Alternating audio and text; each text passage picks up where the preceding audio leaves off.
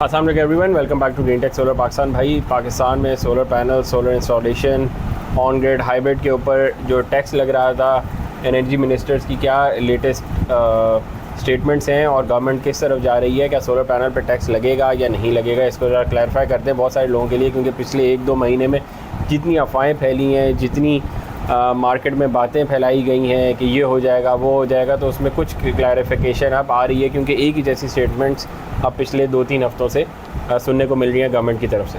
बिल्कुल, अभी करंटली तो सोलर पैनल्स पे जो भी टैक्स प्रपोज़ कर रहे थे या सोच रहे थे, वो बेशक फिक्स फॉर्म में था कि हम इतने पैसे लगा देते हैं हर उस घर पे जिसने सोलर लगवाया हुआ है, या फिर हम नेट मीटरिंग के रेट्स को कम कर लेते हैं, या फिर हम नेट मीटरिंग के नए कनेक्शन ही नहीं देते, या हम नेट मीटरिंग की जगह ग्रॉस मीटरिंग कर लेते हैं।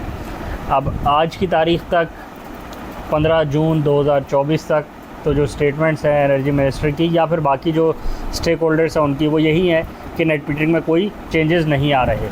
अब आप ये कह सकते हैं कि इन स्टेटमेंट्स में कितनी क्रेडिबिलिटी है और कितना ट्रुथ है और कितनी देर तक ये होल्ड करेंगी, तो इस पर तो बात नहीं हो सकती। पाकिस्तान में कोई भी स्टेटमेंट आज जारी हो सकती है और उसमें 2 दिन बाद चेंजेस भी आ जाते हैं, ये तो पाकिस्तान का नॉर्म है।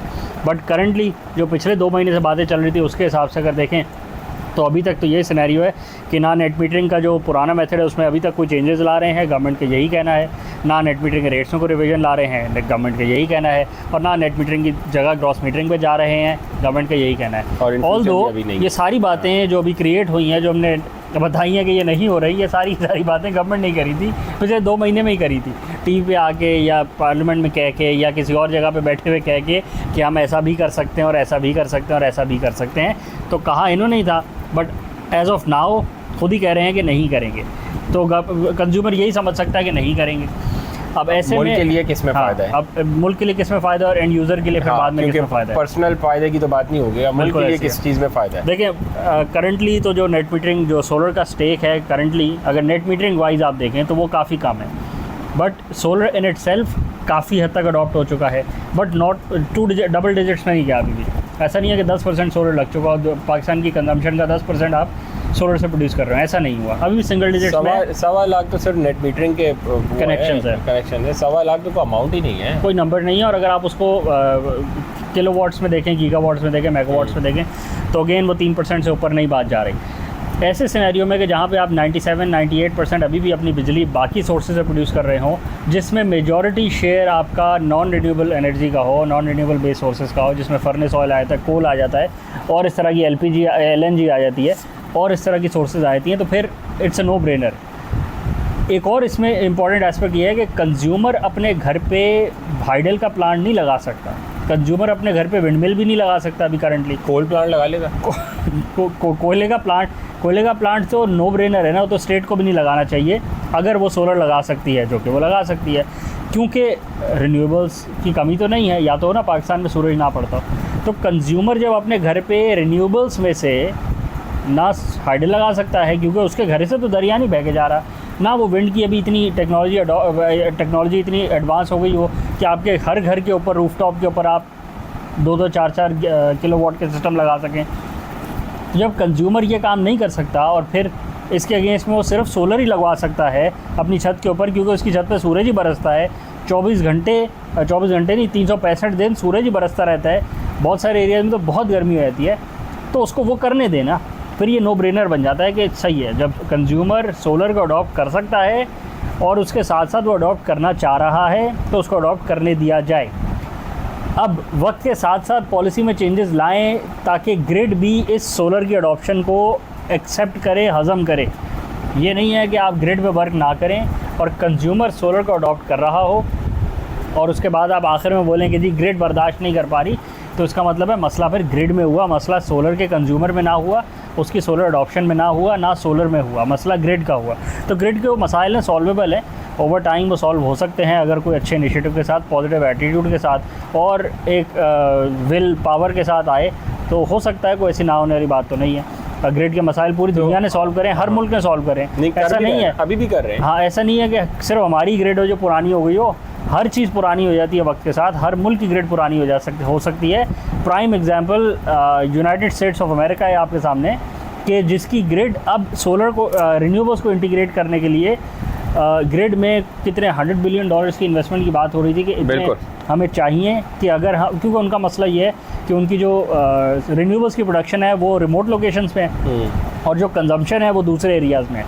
तो उनके बीच में जो डिस्टेंस है वही 2-2-2.5 किलोमीटर का है कि हमें प्रोडक्शन उस एरिया में करनी है, कंजम्पशन यहाँ करनी है। तो हमारी ग्रिड में अभी इतनी कैपेसिटी नहीं है कि हम रिन्यूएबल की इतनी प्रोडक्शन वहाँ से करवाएं और इसको ट्रांसमिट करके इधर कंज्यूम करवा लें।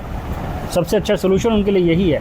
तो उसमें क्या कर रहे हैं, वो ये तो नहीं कह रहे ना कि रिन्यूएबल्स को दफ़ा करो और कोयला ही जलाए जाओ या न्यूक्लियर पावर प्लांट लगा लेते हैं, ऐसा तो नहीं कर रहे ना। Renewables is the way forward. तो रिन्यूएबल्स ही लगा रहे हैं, ग्रिड की जो अपग्रेडेशन है वो कर रहे हैं। तो हमें भी ग्रिड की अपग्रेडेशन ही करनी पड़ेगी, ग्रिड को ऑप्टिमाइज़ करना पड़ेगा, ग्रिड के मसाइल कम करने पड़ेंगे। और इसके साथ साथ जो हमारे अलग एक मसाइल है, नॉन रिकवरी के मसाइल और कैपेसिटी चार्जेस का मसाइल हो, तो हमने सेल्फ क्रिएटेड मसाइल क्रिएट करें। तो कोई भी अक्लमंद मुल्क अपने ऊपर नहीं क्रिएट करता, तो हमें उनको भी सॉल्व करना है। अगेन वो भी सॉल्वेबल है ठंडे दिमाग के साथ और प्रॉपर्ली। अगर आप उसको ग्रेजुअली कम करना चाहें तो आप कर सकते हैं, ताकि आइंदा आने वाले दिनों में ऐसे मसाइल आपके लिए ना क्रिएट। अच्छा, अब ऐसे में अगर कंज्यूमर की बात करी जाए तो कंज्यूमर के लिए ये कितनी गुड न्यूज़ है और कंज्यूमर को फिर सोलर में किस सिस्टम की तरफ जाना चाहिए, keeping in mind all these news जो कि अभी पिछले 2 महीने में फैली है। बिल्कुल। अब देखें, न्यूज़ के जो ओरिजिनेटर थे वो थी गवर्नमेंट, ठीक है ना, और गवर्नमेंट पे था प्रेशर ये था कि बिजली का एक मसला कर खड़ा हुआ है, उसमें ईजी टारगेट कौन था, कंज्यूमर। तो अब वो जब भी कुछ चेंजेस आएंगे तो उसमें कंज्यूमर के ऊपर भी कोई कोलैटरल आएगा, और जो ग्रिड में चेंजेस आने वो तो आने ही चाहिए और वो आएंगे भी, वो लाने ही पड़ेंगे। तो ऐसे में कंज्यूमर अब अपने आप को अगर देखे कि वो कौन सा, अब फ़र्ज़ करें उस कंज्यूमर की बात करें कि जिसने भी अडॉप्ट करना है, बिल्कुल, जिसने अडॉप्ट कर लिया है वो तो कर चुका है। अगर उसने सही अक्लमंदी से अडॉप्ट किया तो उसका सिस्टम 25 साल चलना चाहिए। तो अब वो सिस्टम लगवा चुका है, अब उसके बेनिफिट्स उठाए। करंटली अगर ऑन ग्रिड है तो ऑन ग्रिड के बेनिफिट्स जो मिल रहे हैं वो ले, ऑफ ग्रिड है तो ऑफ ग्रिड के बेनिफिट्स है, और हाइब्रिड है तो हाइब्रिड के ले। अब हम उसकी बात करते हैं कि जिसने भी लगवाना है और जो लगवाने का सोच रहा है, तो वो करंटली वही सिस्टम लगवाए कि जिसमें उसका इंडिपेंडेंस भी उसे मिलता है बट ग्रिड के बेनिफिट्स भी वो उठा लेता है। वो हाइब्रिड सिस्टम होता है कि जिसके अंदर उसको नेट मीटरिंग का बेनिफिट स्टेट के मुताबिक, गवर्नमेंट के मुताबिक तो अभी नेट मीटरिंग का ही नहीं जा रही, तो नेट मीटरिंग से फ़ायदा उठाए, ना उठाने वाली क्या बात है। बिल्कुल। और उसमें वो कंट्रीब्यूट भी कर रहा है ना, ग्रिड को सेल कर रहा है तो ग्रिड को भी सपोर्ट कर रहा है। प्लस होना हाइब्रिड सिस्टम चाहिए, ताकि क्योंकि ग्रिड के अपने मसाइल भी हैं करंटली। ग्रिड का ये बोल देने से कि जी हम नेट मीटर ख़त्म नहीं कर रहे, ग्रिड के मसाइल तो ख़त्म नहीं हो जाते। लोड शेडिंग का मसला अभी भी खड़ा हुआ है, जो बिल्कुल जो पैरामीटर्स हैं आपकी बिजली के वो आउट ऑफ रेंज चले जाते हैं, इन्वर्टर्स को डैमेज करते हैं, इन्वर्टर्स ख़राब होते हैं, ये सारी चीज़ें भी है, लोड शेडिंग भी है। और जो नेट मीटरिंग का टैरिफ है वो कोई 1947 में तो सेट नहीं हो गया था ना, ऐसा तो नहीं था ना जब पाकिस्तान बना तब नेट मीटरिंग के रेट्स भाई वो उसी वक्त के लिखे गए हैं तो वो कभी चेंज नहीं होंगे, ऐसा तो नहीं है। नेट मीटरिंग के रेट्स तो क्रिएट करे हैं, वो डिमांड के मुताबिक जब नेट मीटरिंग की ज़रूरत कम होगी तो नेट मीटरिंग के रेट्स कम होते जाएंगे। तो अगर आप चाहते हैं कि 25 ईयर्स तक आपका सिस्टम ऐसा हो कि चलो कल को 5 साल 8 साल बाद ग्रिड अगर रेट्स रिवाइज करती है तो मेरे सिस्टम की जो एफिशिएंसी है वो अपने पास खड़ी भी हो, तो फिर आप ऐसा सिस्टम लें कि जो प्योरली ग्रिड पर डिपेंड नहीं करता, कि जिसके अंदर आप एनर्जी स्टोरेज के ऊपर भी जा सकते हैं। क्योंकि एनर्जी स्टोरेज का कॉन्सेप्ट अभी भी लोगों को समझ नहीं आता और लोग बोलते हैं नहीं एनर्जी स्टोरेज नहीं करनी।